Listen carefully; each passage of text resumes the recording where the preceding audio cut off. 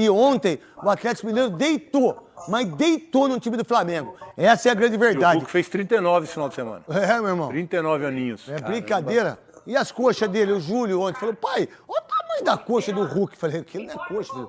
Aquilo lá é um trator. Falou assim, o papai já teve também? Não, o papai não teve coxa, o papai não teve panturrilha, o papai não teve absolutamente nada, filho. A única coisa que seu pai sabia fazer era gol.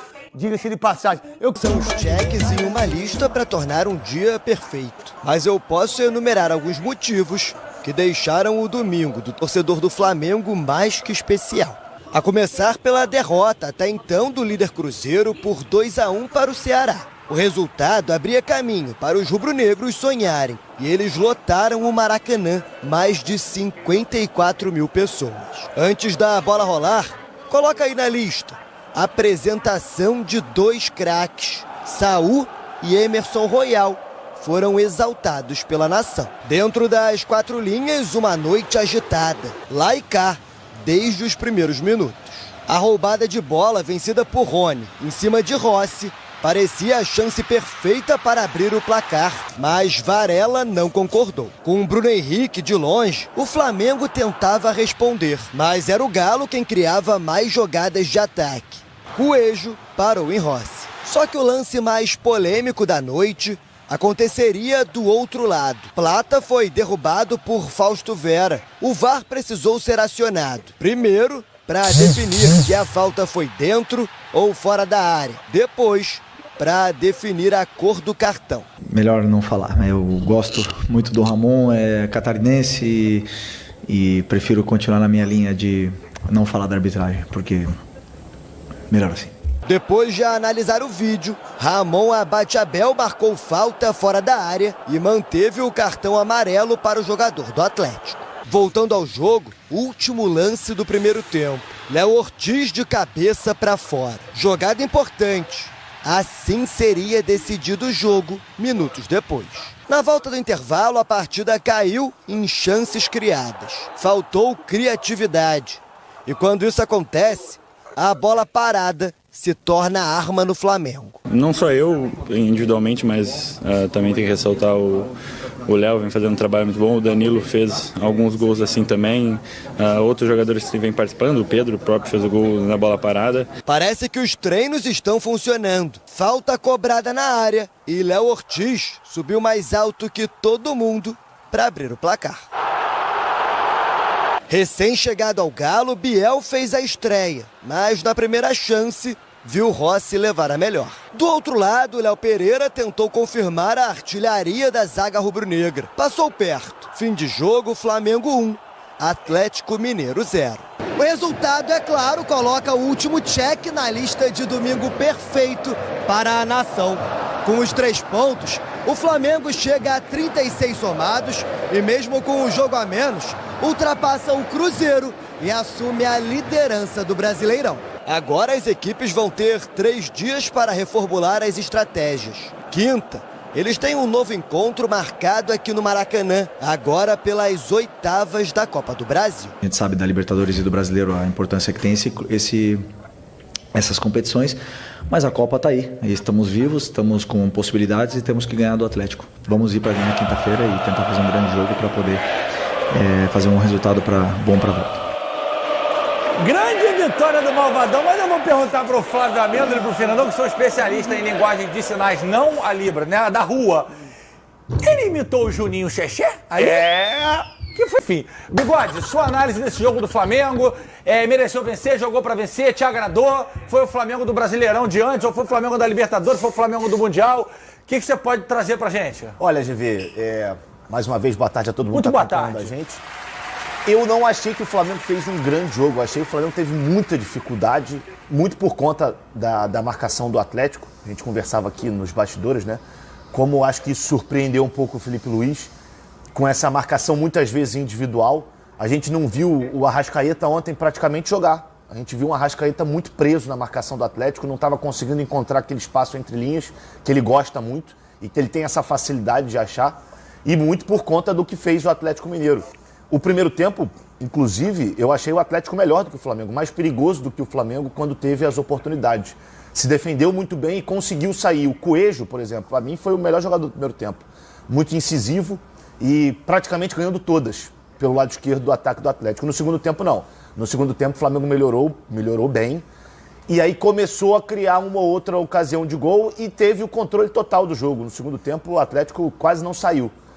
E aí a gente também precisa elogiar a comissão técnica do Flamengo nesse momento, porque nos últimos 3 jogos foram 3 gols de bola parada. Então isso traz um indício de que é uma situação muito bem treinada no dia a dia do clube e que a gente tem visto que isso tá gerando oportunidades de gol e está ajudando o Flamengo a vencer alguns jogos. Isso é muito importante para você conseguir destravar o jogo quando por baixo não está dando, quando chute de fora da área não está entrando, enfim. A bola parada é uma arma e aí eu acho que a gente precisa também valorizar isso porque a gente não vê isso com tanta frequência assim. Então eu acho que no contexto geral o resultado foi melhor do que a atuação para o Flamengo e eu acho que a retomada da liderança ela é um fato importante porque o Flamengo chegou a 8 jogos como mandante no Campeonato Brasileiro sem sofrer gol. E a gente está falando de um time que não sofre tantos gols e que os zagueiros costumam fazer muitos gols. Se a gente parar para observar, o Léo Ortiz e o Léo Pereira, os dois têm mais gols do que Cebolinha e Michael, por exemplo.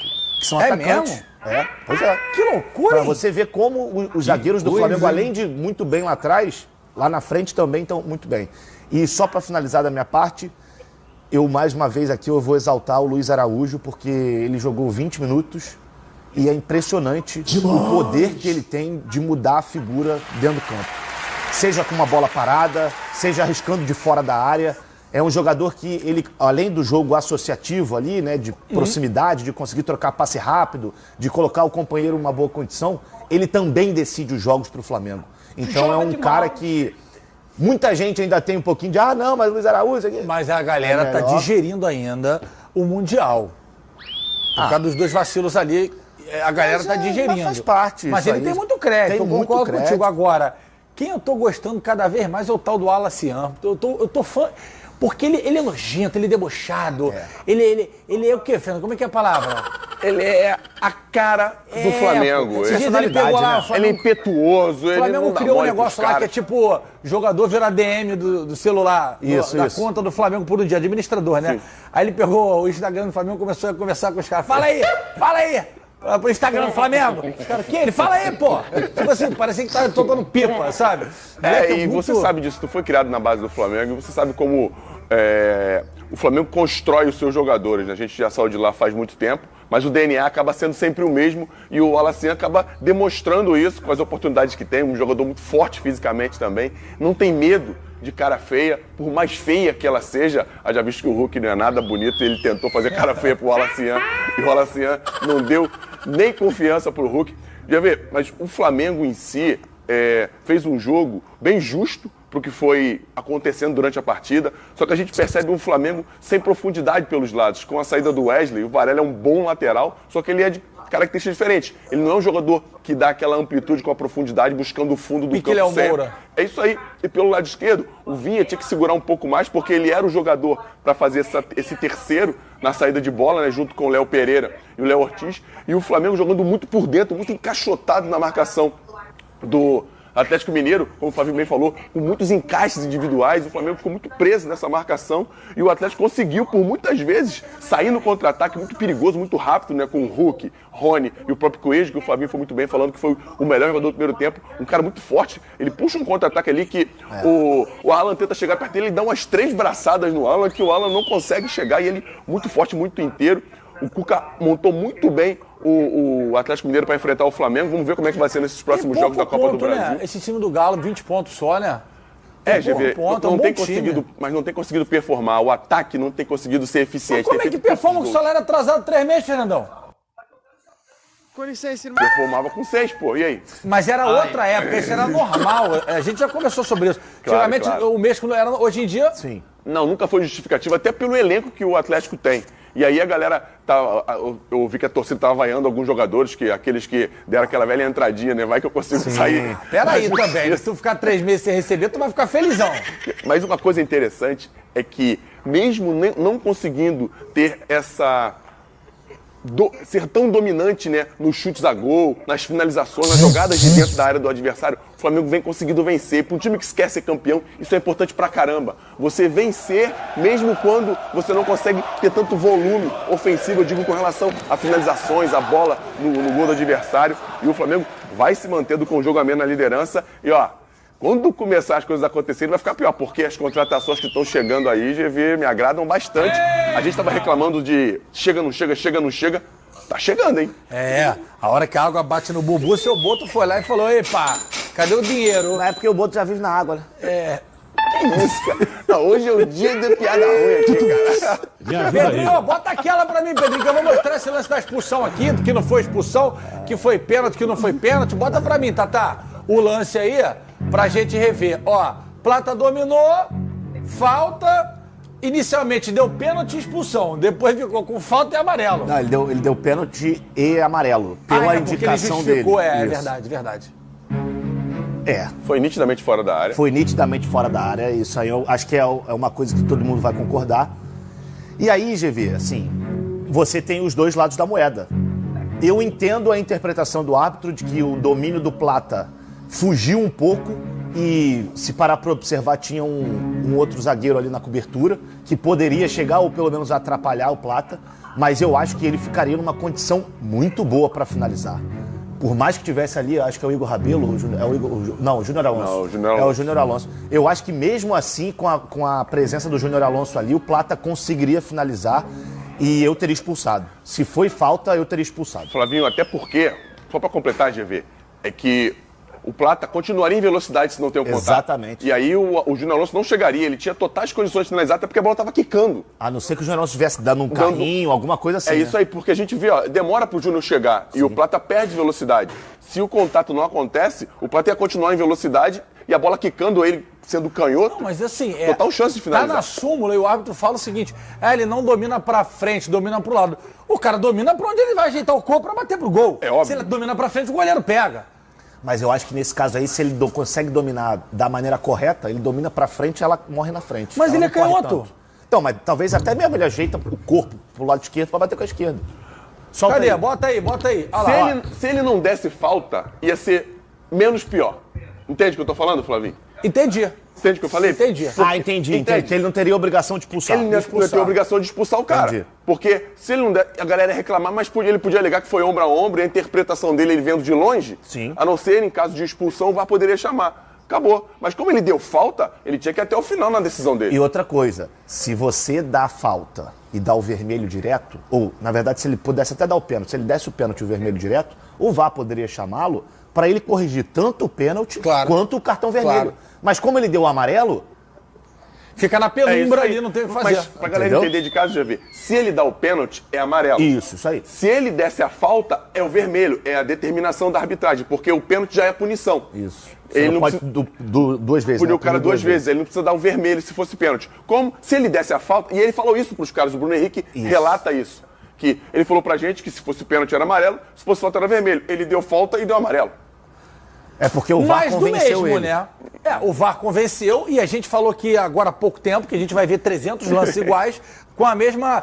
só não vamos ver mais o que aconteceu com o Léo Jardim, porque eu acho que na CBF eles vão dar uma chamada. Daqui a pouco a gente vai falar disso. Apresentação para os torcedores ali, né? Do Royal e do Saul. Cadê? Bota na tela aí, daqui a pouco a gente vai ver Filipinho falando deles. Olha lá. Cara, mas como parece o Rodinei, né? Ave Maria. Tá lá, ó. E o... É o urubu aquele ali, né? É o urubu. O urubu cabeçudo ali. O daqui do lado esquerdo é o urubão. O quê? Urubão. O mais forte. Ah, entendi. Porque tem um que é bebezinho. Isso. E tem um urubu bombado igual o Fernandão.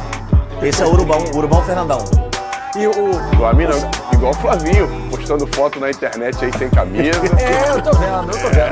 Olha aqui, ó. Vamos ver Filipinho falando sobre os reforços. Cadê? Bota na tela aí, Tatá. Falei com os dois, o Saul tá sem jogar desde maio, se não me engano, mas vinha treinando, né? Não vinha treinando com a equipe, vinha treinando sem bola, no caso, só condicionando.